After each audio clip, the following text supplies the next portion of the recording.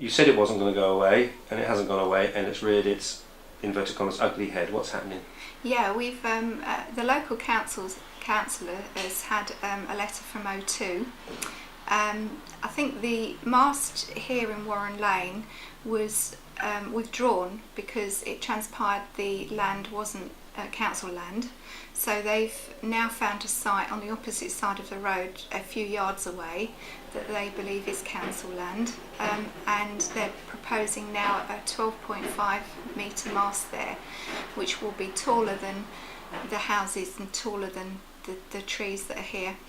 And at the other end, in Fenner Road, the planning application was rejected or refused because it was considered a safety issue on the pathway that went down from the Chafford 100 pub to Lakeside, and they've decided they'd like to move that just a few feet away to the cycle path that runs from that road up to the station.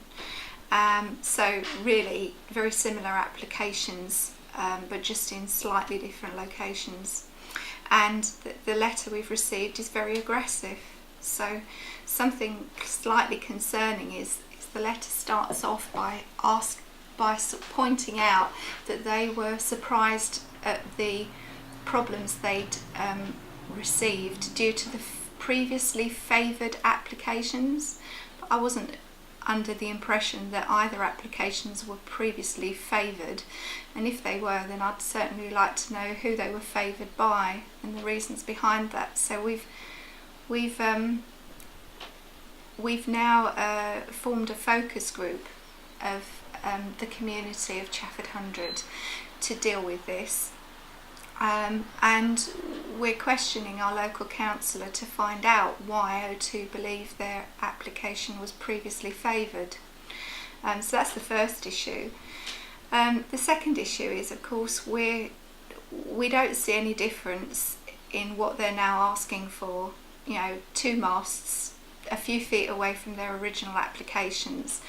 And O2 and Vodafone don't seem to have listened to the community's views. We presented over 1,000 signatures to the local council stating that we didn't want those developments here and that we didn't believe they were necessary. There are a number of other options. There are already masts in Chafford 100 which could be utilised. The technology in those could be developed so that no new masts were needed. They could look at attaching their masts to the national grid pylons, or a number of other possibilities, but it seems like they may have heard what we said but they didn't listen to it, and they're not interested in a dialogue. So the feedback we've sort of received really pays lip service to the consultation process, which we're very disappointed about. We've had a look round at their approach nationally, and it seems that they do have a very aggressive, directive approach, and that they're not interested in the views of local people. But that's a shame. So is this the same process as last time? This will be coming up for planning committee? Well, in their letter they've stated that they intend to take it to a planning application next. This is a pre-planning notification. Next step will be a planning application.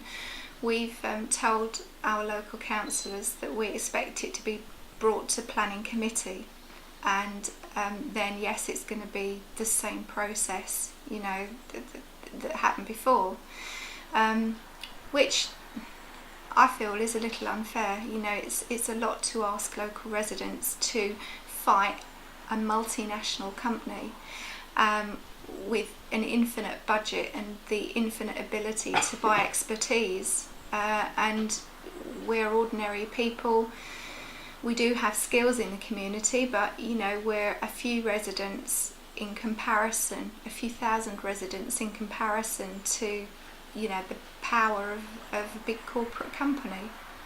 And they will depend on, I guess, that they know that for all the will in the world, you are a relatively small amount of people in the area of Chafford 100, and that they just simply have to move their king around the chessboard, and at some stage they'll get you checkmate. Yeah, I think that is the perception.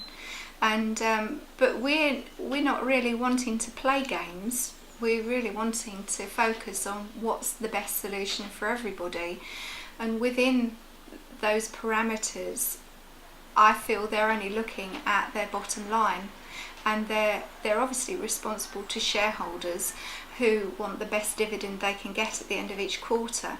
But at the expense of what? At the expense of ordinary people feeling compromised and being unhappy. What if you were an O2 shareholder? Would you want that? Would you want them to have the same approach to you? Or would you want them to be a caring company?